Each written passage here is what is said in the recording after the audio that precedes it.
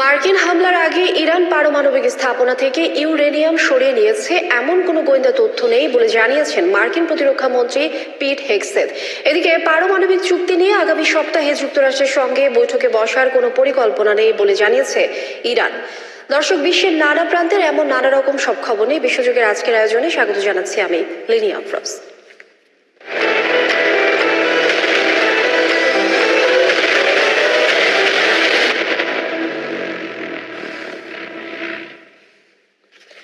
মার্কিন হামলার আগে ইরান পারমাণবিক স্থাপনা থেকে ইউরেনিয়াম সরিয়ে নিয়েছে এমন কোনো গোয়েন্দা তথ্য নেই বলে জানিয়েছেন মার্কিন প্রতিরক্ষা মন্ত্রী পিট হেগসেথ।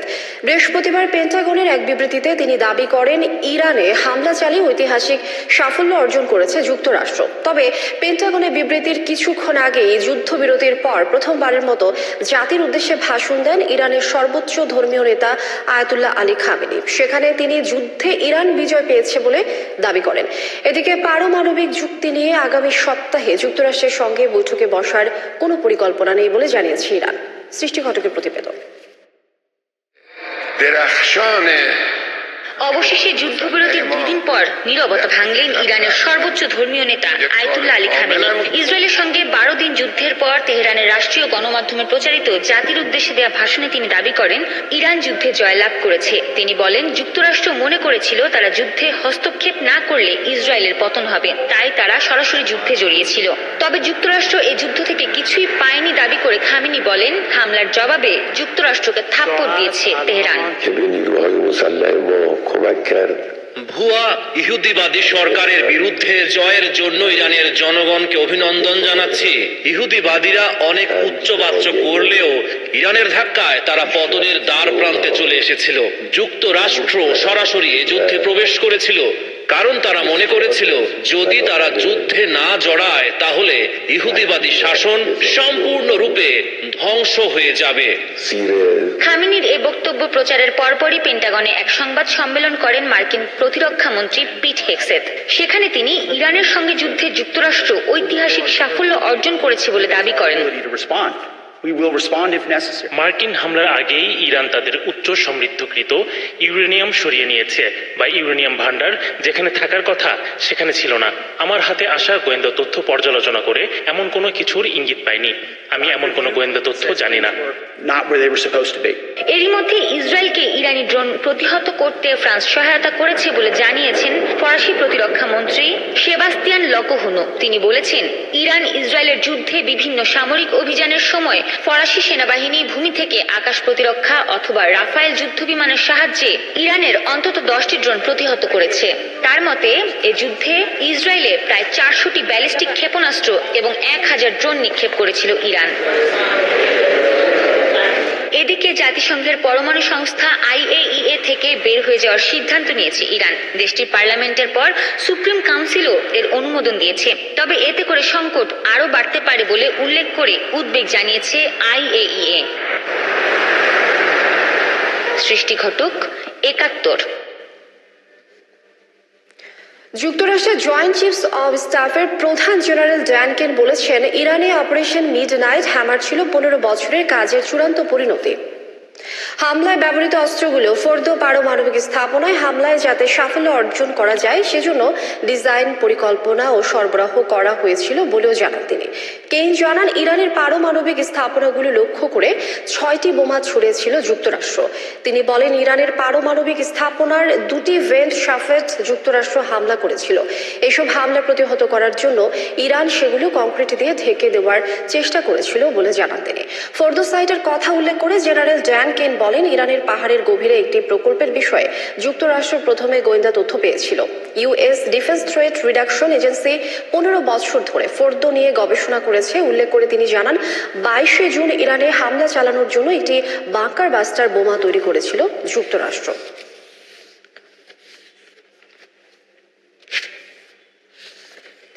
ইরান ইসরায়েল সংঘাতের পর ইসরায়েলি গোয়েন্দা সংস্থার সঙ্গে সংশ্লিষ্টতার সন্দেহে ব্যাপক হারে গ্রেপ্তারের পাশাপাশি একাধিক মৃত্যুদণ্ড কার্যকর করেছে তেহরান। জাতীয় নিরাপত্তার স্বার্থে সন্দেহভাজনদের গ্রেপ্তার করা হচ্ছে বলে দাবি করেছে দেশটির কর্মকর্তারা। ইরানি কর্মকর্তারা বলছেন, ইরানের নিরাপত্তা বাহিনীতে ইসরায়েলি এজেন্টদের অনুপ্রবেশ নজিরবিহীন পর্যায়ে পৌঁছেছিল। তাদের সন্দেহ, ইসরায়েলকে সরবরাহ করা তথ্যে একাধিক উচ্চ পর্যায়ের হত্যাকাণ্ড সংগঠিত হয়েছে। এর মধ্যে রয়েছে ইসলামী বিপ্লবী গার্ড বাহিনীর শীর্ষ কমান্ডার এবং পরমাণু বিজ্ঞানীদের নিশানা করে হত্যা করেছে বলে দাবি ইরানের। 12 দিনের এই সংঘাতের সময় ইসরায়েলের হয়ে গুপ্তচর বৃত্তির অভিযোগে ইরান 3 জনকে মৃত্যুদণ্ড দিয়েছে। যুদ্ধবিরতির একদিন পর বুধবার আরও 3 জনকে একই অভিযোগে মৃত্যুদণ্ড দেওয়া হয়। এছাড়া দেশ জুড়ে শতাধিক সন্দেহভাজনকে গ্রেপ্তারের কথা জানিয়েছে কর্তৃপক্ষ। তবে অনেকের আশঙ্কা, এটি বিরোধী কণ্ঠ দমন ও জনগণের উপর নিয়ন্ত্রণ আরও শক্ত করার একটি উপায়।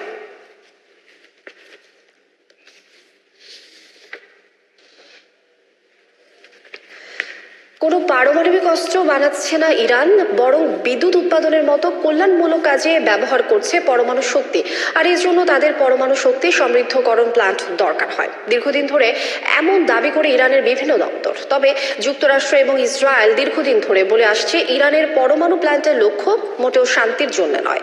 তাই আসলেই কি হয় ইরানের পরমাণু প্রকল্পে? সমৃদ্ধকরণ বিষয়টি বাকি। এ নিয়ে আগ্রহ রয়েছে বিশ্ববাসীর। সৃষ্টি ঘটকের প্রতিবেদনে জানুন এর আদ্যপান্ত। পারমাণবিক বোমা বানানোর ক্ষেত্রে যে উপাদানটি সবচেয়ে বেশি দরকার হয় সেটি হলো ইউরেনিয়াম। এটি একটি ধাতব পদার্থ যা মাটিতেই পাওয়া যায়। ইউরেনিয়ামে ভিন্ন ভিন্ন ভরের পরমাণু থাকে। বিজ্ঞানীরা সেগুলোকে সংক্ষেপে U238 এবং U235 নামে চিহ্নিত করেন। প্রাকৃতিকভাবে পাওয়া ইউরেনিয়ামে U238 সবচেয়ে বেশি থাকে, যা প্রায় 99.3%। অন্যদিকে মাত্র 0.7% থাকে U235। এই U235 আইসোটোপটি সবচেয়ে কার্যকর এবং গুরুত্বপূর্ণ ভূমিকা পালন করে। বিশেষজ্ঞরা জানান, যেহেতু প্রাকৃতিক ইউরেনিয়ামে U235 কম থাকে, তাই বিশেষ প্রক্রিয়ায় ইউরেনিয়ামে এটি বাড়ানোর দরকার হয়, আর একেই বলা হয় ইউরেনিয়াম সমৃদ্ধকরণ। এক্ষেত্রে খনি থেকে আকরিক ইউরেনিয়াম তুলে প্রথমে গুঁড়ো করা হয়। পরিশোধনের পর সেটি ইয়েলো কেকের আকৃতি পায়। এরপর রাসায়নিক প্রক্রিয়ায় ইয়েলো কেকটিকে ইউরেনিয়াম হেক্সাফ্লুরাইডে রূপান্তর করা হয়। পরে ইউরেনিয়াম হেক্সাফ্লুরাইডকে ঘোরানো হয় একটি সেন্ট্রিফিউজ মেশিনে। এখানে ইউরেনিয়াম হেক্সাফ্লুরাইড গ্যাস থেকে ইউরেনিয়াম আইসোটোপ U235 কে আলাদা করা হয়। বিশেষজ্ঞরা আরও জানান, যখন বড় কোনো পরমাণুর কেন্দ্র বা নিউক্লিয়াস ভাঙা হয়, তখন সেই ফিশন বিক্রিয়ায় প্রচুর শক্তি তৈরি হয়। শুধু শক্তি নয়, প্রতিটি ফিশনে আরও নিউট্রন তৈরি হয়, যা আবার পাশের পরমাণু ভেঙে ফেলে। এরপর একটার পর একটা পরমাণু ভাঙে এবং একসাথে বিশাল এক বিস্ফোরণ হয়। বিদ্যুৎ উৎপাদনের জন্য 3 থেকে 5% ইউরেনিয়াম সমৃদ্ধ করা সম্ভব, কিন্তু পারমাণবিক বোমা তৈরি করতে হলে 90%-এর ওপরে ইউরেনিয়াম সমৃদ্ধ করার দরকার হয়। সৃষ্টি ঘটক, 71। চলমান ফৌজদারি বিচার বাতিলের আহ্বান জানানোর পর মার্কিন প্রেসিডেন্ট ডোনাল্ড ট্রাম্পের প্রতি কৃতজ্ঞতা প্রকাশ করেছেন ইসরায়েলি প্রধানমন্ত্রী বেনিয়ামিন নেতানিয়াহু। বৃহস্পতিবার সামাজিক যোগাযোগ মাধ্যম এক্সে দেয়া পোস্টে নেতানিয়াহু বলেন, অভিন্ন শত্রুদের পরাজিত করতে ট্রাম্পের সঙ্গে কাজ করে যাবেন তিনি।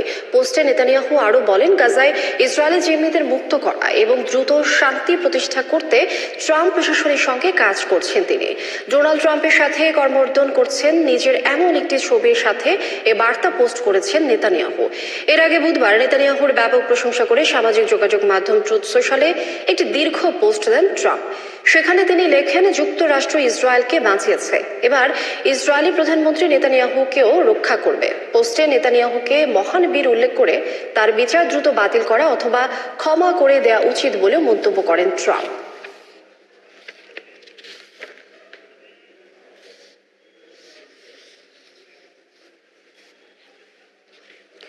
ফিলিস্তিনের গাজা ভূখণ্ডে ইসরায়েলি হামলায় একদিনে নিহত হয়েছেন অন্তত ৭২ জন। আহত বহু ফিলিস্তিনি। এরই মধ্যে উত্তর গাজায় ক্রসিং পয়েন্ট বন্ধ করে দিয়েছে ইসরায়েল। এতে বন্ধ হয়ে গেছে গাজায় ত্রাণ সরবরাহের সবচেয়ে সরাসরি পথ। গত ৪ সপ্তাহে ত্রাণ বিতরণ কেন্দ্রে ইসরায়েলি হামলায় অন্তত ৫৪৯ জন ফিলিস্তিনি নিহত হয়েছেন। আহত হয়েছেন আরও ৪,০৬৬ জন।